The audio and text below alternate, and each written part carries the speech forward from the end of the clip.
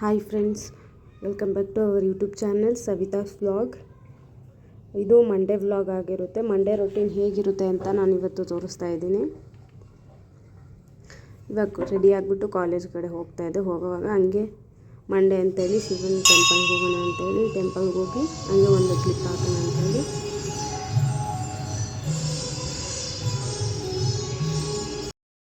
ದೇವಸ್ಥಾನಕ್ಕೆ ಹೋಗಿ ಮತ್ತೆ ಕಾಲೇಜ್ಗೆ ಹೋಗೋಣ ಅಂತೇಳಿ ಬಸ್ ಸ್ಟಾಪ್ಗೆ ಹೋಗ್ತಾ ಇದ್ದೆ. ಬಸ್ ಸ್ಟಾಪಿಂದ ವೆಯ್ಟ್ ಮಾಡಿಕೊಂಡು ಬಸ್ ಬರ್ತಾ ಇರಲಿಲ್ಲ. ಅವತ್ತು ಯಾಕೋ ಲೇಟ್ ಆಗಿಬಿಟ್ಟಿತ್ತು ಕಾಲೇಜ್ಗೂ ಕೂಡ. ಸೊ ಅದಕ್ಕೆ ಬಸ್ ಸ್ಟಾಪಲ್ಲಿ ವೆಯ್ಟ್ ಮಾಡ್ತಾ ಇದ್ದೆ. ಆಲ್ಮೋಸ್ಟು ಮಂಡೇ ಟೆಂಪಲ್ಗೆ ಹೋಗೋಕ್ಕಾದರೆ ಹೋಗ್ತೀನಿ, ಸಮ್ಟೈಮ್ಸ್ ಹೋಗೋಕ್ಕಾಗೋದಿಲ್ಲ. ಬಸ್ ಬಂತು ಅಷ್ಟರಲ್ಲಿ ಬಸ್ ಎತ್ಕೊಂಡು ಹೋಗ್ತಾ ಇದ್ವಿ.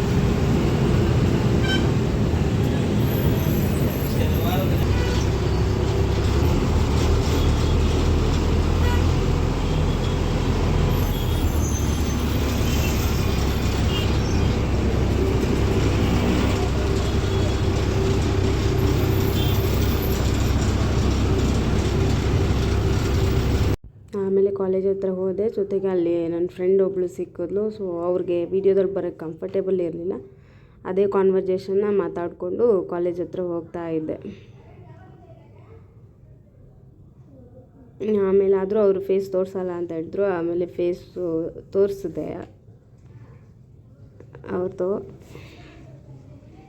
ಆಮೇಲೆ ಏನೋ ಅಡ್ಮಿಷನ್ದು ಫೈನಲ್ ಡಿಗ್ರಿ ಆದಮೇಲೆ ಏನು ಅಡ್ಮಿಷನು ಅದೆಲ್ಲ ಮಾತಾಡಿಕೊಂಡು ಹೋಗ್ತಾ ಇದ್ವಿ.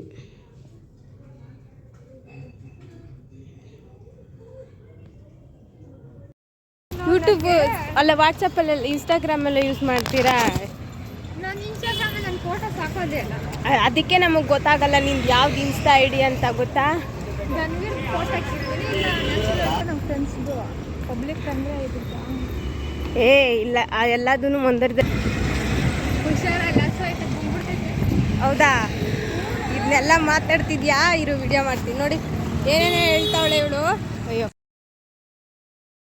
ಮುಂದೆ ಏನು ಈಗ ಆಫ್ಟರ್ ಡಿಗ್ರಿ ಆದಮೇಲೆ ಹೇಗೆ ಅಡ್ಮಿಷನ್ ಮಾಡೋದು MAದು ಅಂತೆಲ್ಲ ಮಾತಾಡಿಕೊಂಡು, ಅದ್ರ ಪ್ರೊಸೆಸ್ಸು ನನಗೂ ಗೊತ್ತಿರಲಿಲ್ಲ. ಸೊ ಅದನ್ನೇ ಮಾತಾಡ್ಕೊಂಡು ಹೋಗ್ತಾ ಇದ್ವಿ.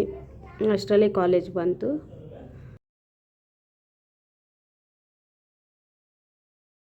ಅವ್ನು 5 ವಾರ ಹಾಕಲ್ಲ. ಅವನು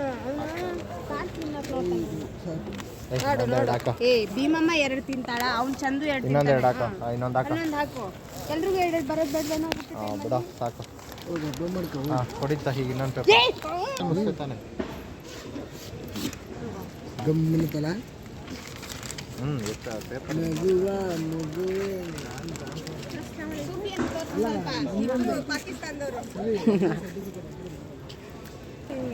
ಈಗ ಅವರು ರಿಪೋರ್ಟ್ ಡೈಲಿ ಅಟೆಂಡೆನ್ಸ್ ಹಾಕ್ಕೊಂತಿದ್ದಾರೆ.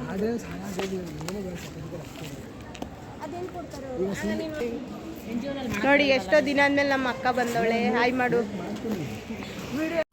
ಕಾಲೇಜ್ನಲ್ಲಿ ಎಲ್ಲ ಕ್ಲಾಸಸ್ ಮುಗೀತು. ಸೊ ಆಫ್ಟರ್ನೂನು ಹೋಗೋಣ ಅಂತೇಳಿ ಇಂಟರ್ನ್ಶಿಪ್ ಹೋಗ್ವಿ.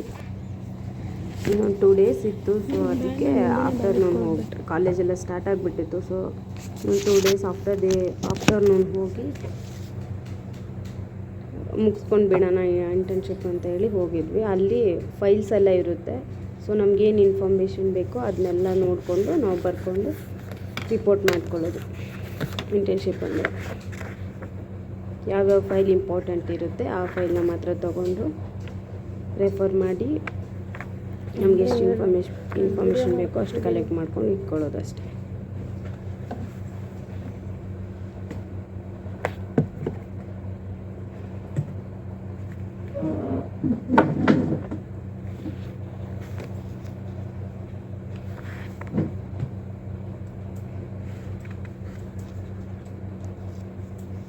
ಈ ವ್ಲಾಗ್ನ ಇಲ್ಲೇ ಎಂಡ್ ಮಾಡ್ತಾಯಿದ್ದೀನಿ.